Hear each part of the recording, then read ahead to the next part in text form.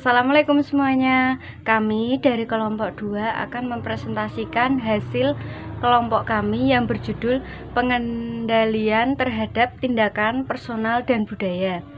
Sebelumnya saya akan memperkenalkan nama-nama anggota kelompok kami. Yang pertama, materinya akan dijelaskan oleh Tasliatul Ummah, dan yang kedua Lailatul Khalifah, yang ketiga Utari Rahayu, yang keempat Izzatul Ayun, dan yang kelima Romli Mubarak. Pengendalian tindakan adalah bentuk langsung dari pengendalian manajemen karena meliputi pengambilan langkah-langkah tertentu untuk memastikan bahwa karyawan bertindak sesuai dengan keinginan perusahaan.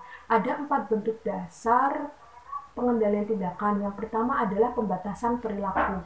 Pembatasan perilaku ini bersifat memaksa karena memastikan bahwa karyawan tidak melakukan hal-hal yang tidak seharusnya mereka lakukan. Pembatasan perilaku dapat diterapkan dengan 2 cara, yaitu secara fisik dan administratif. Secara fisik contohnya dengan memasang sandi pada komputer dan membatasi akses karyawan di area tertentu. Pembatasan administratif untuk membatasi kemampuan karyawan untuk melaksanakan seluruh atau hanya sebagian porsi dari tugas tertentu, tindakan tertentu. Yang kedua adalah penilaian pratindakan. Penilaian pratindakan mencakup adanya penyelidikan kritis terhadap karyawan yang dikendalikan. Yang ketiga ada akuntabilitas tindakan. Di sini karyawan diminta untuk bertanggung jawab atas tindakan yang dilakukan. Yang keempat ada redundansi. Redundansi dapat dikatakan sebagai pengendalian tindakan sebab hal ini dapat meningkatkan kemungkinan akan terselesaikannya tugas dengan memuaskan. Redundansi biasanya terjadi pada fasilitas komputer, fungsi keamanan, dan operasi penting lainnya. Saya Lailatul Khalifah. Kemudian saya akan menjelaskan pencegahan versus deteksi. Pengendalian tindakan diklasifikasikan berdasarkan apakah pengendalian ditujukan untuk mencegah atau mendeteksi perilaku yang tidak diinginkan. Perbedaan tipe pengendalian terhitung sangat penting untuk mencegah timbulnya tindakan yang tidak diinginkan. Ketika pengendalian berjalan dengan efektif, maka pengendalian ini adalah pengendalian paling kuat karena dapat mencegah timbulnya biaya dan kerusakan akibat perilaku yang tidak diinginkan. Meskipun berbeda, pengendalian ini akan berjalan efektif jika deteksi dapat dilakukan dengan tepat waktu. Kemudian deteksi dini terhadap tindakan yang merugikan itu sendiri bersifat preventatif atau dapat mencegah. Deteksi ini dapat menyurutkan niat seseorang untuk sengaja melibatkan diri dalam perilaku yang tidak diinginkan. Selanjutnya, pengendalian tindakan sebagian besar bertujuan untuk mencegah perilaku yang tidak diinginkan, kecuali pengendalian akuntabilitas tindakan. Namun berbeda jika pengumpulan bukti bisa dilakukan bersamaan dengan kegiatan dan pengawasan langsung, maka pengendalian akuntabilitas tindakan dapat mendeteksi keadaan hal-hal yang tidak diinginkan tersebut. Yaitu kita dapat mengetahui apakah itu sudah terjadi tepat waktu. Yang ketiga, timelines, yaitu action tracking dapat dilakukan tepat waktu sehingga intervensi dapat dilakukan sebelum hal yang tidak diinginkan terjadi. Yang keempat, understandability, yaitu tindakan yang diperhatikan atas individu mudah dan dapat dipahami. Nama saya Izzatul Ayun. Saya akan menjelaskan tentang pengendalian personal dan pengendalian budaya. Yang pertama yaitu pengendalian personal. Pengendalian personal membantu kecenderungan alami karyawan untuk mengendalikan dan memotivasi dirinya sendiri. Adapun tujuan dari pengendalian personal itu ada 3. Yang pertama yaitu beberapa pengendalian personal membantu mengklarifikasikan harapan. Pengendalian ini bertujuan memastikan bahwa tiap karyawan memahami apa yang diinginkan oleh perusahaan. Yang kedua yaitu beberapa pengendalian personal membantu memastikan bahwa tiap karyawan mampu melakukan pekerjaannya dengan baik.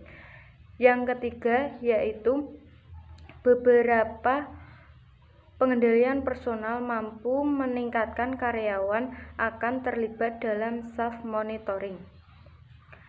Self-monitoring terbilang efektif sebab kebanyakan orang yang memiliki hati nurani yang membimbing mereka untuk melakukan hal yang positif. Adapun implementasi pengendalian personal ada 3 cara. Yang pertama yaitu seleksi dan penempatan. Untuk perusahaan menyeleksi karyawannya untuk menempatkan pada kinerja yang mereka punya atau sesuai dengan kemampuan karyawannya, bertujuan agar karyawan dapat menyelesaikan pekerjaannya dengan baik. Yang kedua yaitu pelatihan. Pelatihan sangat penting bagi karyawan karena dengan pelatihan maka karyawan dapat tahu apa pekerjaannya, bagaimana cara menyelesaikan pekerjaan dengan baik dan sesuai dengan apa yang diinginkan oleh perusahaannya. Yang ketiga yaitu desain pekerjaan. Cara ini untuk membantu karyawan bertindak tepat dan merancang untuk karyawan yang termotivasi dan berkualitas untuk meraih kesuksesan. Yang kedua yaitu pengendalian budaya. Pengendalian budaya untuk mendorong pengawasan bersama, sebuah bentuk tekanan kelompok yang kuat pada individu-individu yang menyimpang dari nilai dan norma. Jadi, pengendalian budaya ini bertujuan agar tiap individu itu tidak seenaknya sendiri pada kelompoknya. Cara membentuk budaya perusahaan itu yang pertama dengan cara kode etik. Kode etik itu bertujuan untuk membantu karyawan memahami perilaku apa yang diharapkan meski tidak ada peraturan yang spesifik. Maksudnya yaitu seorang karyawan itu harus berperilaku dengan baik dan berperilaku baik terhadap kelompoknya meskipun itu tidak berbentuk peraturan namun berbentuk prinsip. Jadi seorang karyawan itu harus mempunyai prinsip yang baik kepada antar kelompok. Yang kedua yaitu imbalan kelompok. Imbalan ini juga dapat sebagai motivasi karyawan untuk melakukan pekerjaannya dengan baik. Yang ketiga, adapun imbalan itu bisa berupa bonus dan lain sebagainya. Yang ketiga yaitu pendekatan lain untuk membentuk budaya perusahaan. Yang pertama yaitu dapat berupa transfer antar perusahaan, yaitu menyebarkan budaya dengan memperbaiki sosialisasi karyawan dalam perusahaan dan menghambat terciptanya tujuan dan pandangan yang saling bertentangan. Jadi inti dari transfer antar perusahaan yaitu agar antar sesama karyawan itu dapat bersosialisasi dengan baik dan tidak ada yang bentrokan atau yang bertentangan. Yang kedua yaitu pengaturan fisik dan sosial. Pengaturan fisik itu bisa berupa rencana kantor, arsitektur, dan dekor interior. Yang kedua yaitu pengaturan sosial. Pengaturan sosial itu bisa berupa penggunaan baju, bagaimana menggunakan baju atau seragam yang baik. Yang kedua kebiasaan yang dilembagakan, ya perilaku dan kosakata. Perilaku itu bagaimana kita bertindak kepada perusahaan, kepada semua karyawan, kepada atasan, kepada bawahan. Dan juga kosakata. Kosakata itu cara kita berkomunikasi kepada baik itu atasan, bawahan maupun setara dengan kita. Dapat pula membantu membentuk budaya perusahaan. Yang ketiga yaitu tone at the top. Terima kasih. Perkenalkan, nama saya Romli Mubarok. Di sini saya akan coba menjelaskan hasil diskusi kelompok kami tentang studi kasus Alkon Laboratories. Dalam analisis awal kami ditemukan 3 masalah yang cukup kontras terjadi dalam Alkon Laboratories atau perusahaan Alkon Laboratories.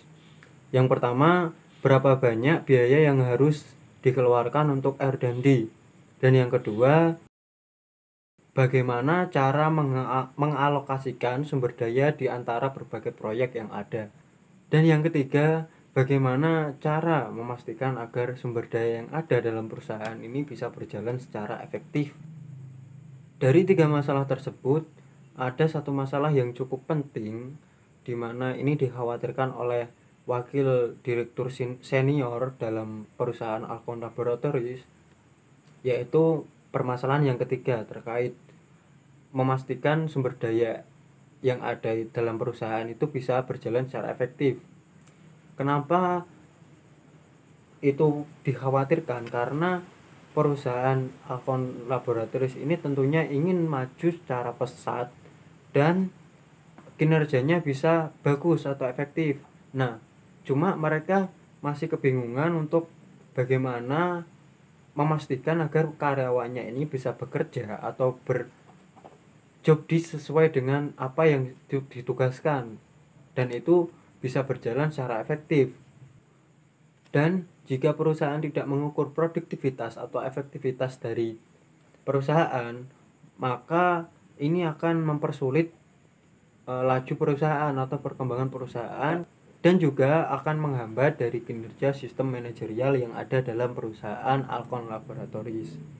Nah, untuk solusi dari studi kasus kali ini, yang pertama yaitu untuk kemajuan perusahaan agar bisa terus jaya, para dokter harus melakukan analisis faktor apa yang bisa meningkatkan produktivitas obat yang dihasilkan oleh perusahaan, sehingga para peneliti dapat menghasilkan obat yang bisa dikatakan berhasil dan bisa menghasilkan pendapatan yang bagus bagi perusahaan. Yang kedua, pengendalian budaya dan personal dalam perusahaan. Nah, ini harus benar-benar dilakukan penilaian apakah sudah efektif atau belum, apakah sudah sesuai sistem yang ada atau belum.